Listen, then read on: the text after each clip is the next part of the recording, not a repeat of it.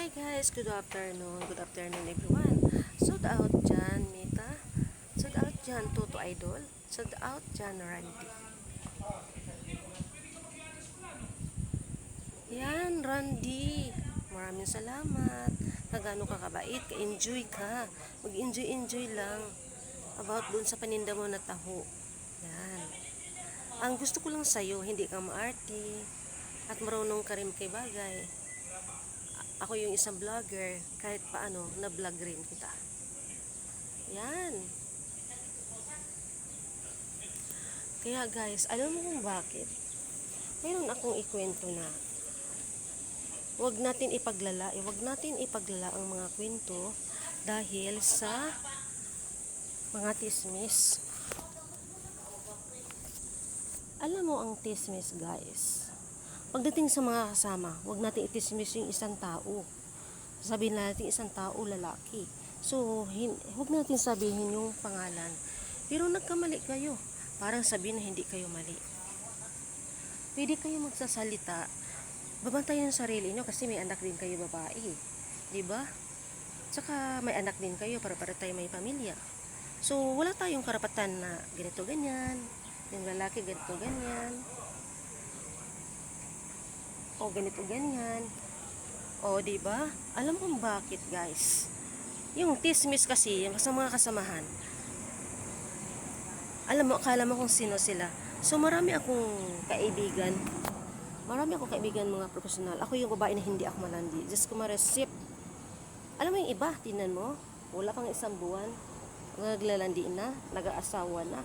Sila ay isang widow. Alam mo bakit nagwi-widow sila? Nag-asawa ka agad. Bakit? Anong klasik kang widow? Dapat gayahin ninyo ako. Oh. Mula yung 2005, hindi ako nag-boyfriend. Awa ng Diyos ngayon, napalaki ko yung aking anak. Nakagraduate na rin sila lahat. Silang dalawa. Oh, totoo yan guys.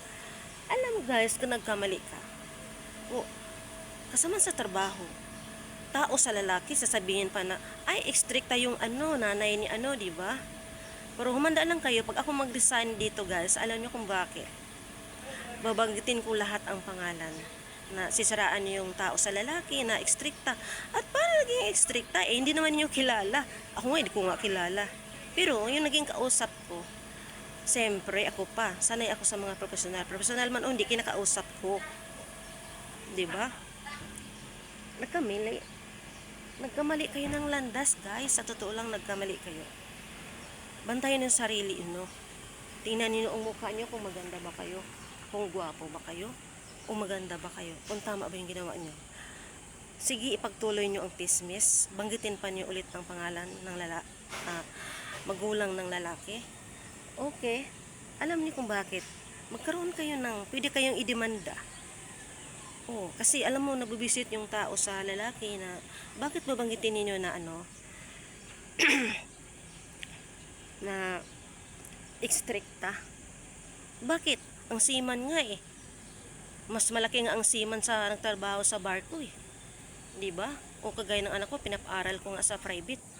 Kahit paano gumagawa talaga ako ng paraan para makapag-aral na yung aking anak, guys. Alam mo kung bakit? Nagkamali ka. Pag wala yung tao, tinitismis nyo, dapat wag nyo itismis. Dapat wag nyo itismis yung tao. Dahil hindi naman yung kaano-ano Pumunta lang dito, nagtatrabaho. Dahil meron tayong pasyente.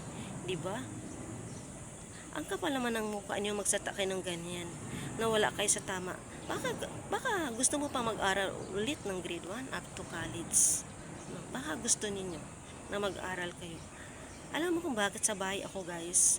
At maganda ang buhay ko. Sabi ko maganda kasi pang-disente ang mga salit ang mga tao doon. At sila yung hindi sila tismosa. O sa bahay. Sa totoo lang, wala akong marinig sa totoo lang. Dati nagtatrabaho din ako sa call center sa Accenture o Alorica. Alam mo kung bakit? Pangdisente ang mga tao doon. So wala akong narinig ng mga salitang bastos, wala akong narinig na yung tismis-tismis, tawanan, oras kain, tawanan. Bakit tawanan? Di ba naka-insulto yan dahil grasya ang kaharap mo, di ba? Yan.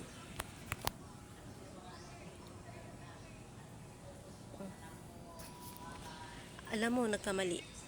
Karamihan kasi sa mga Pilipino, yung nagbabantay na hindi mo buhay. Wag nating magbantay hindi tayo buhay. 'Di ba? Baka idemanda pa kayo. 'Di ba? Sa mga tismis, wala sa mga mayaman, wala sa mga mahirap, 'di ba? 'Di ba ang pangit yung ganun, guys? Kung kagano ka tismis o tismosa, 'di ba? 'Di ba? Ulitin ko, guys. Huwag nating itismis ng isang tao, yung lalaki na hindi natin kaharap.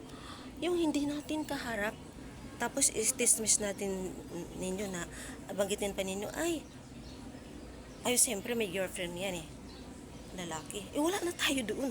Kung siya naging babaero, wala na tayo doon, labas na tayo, dahil hindi naman natin kaano-ano. Diba, yung mga kanya-kanya tayong buhay, alagaan natin ng sarili.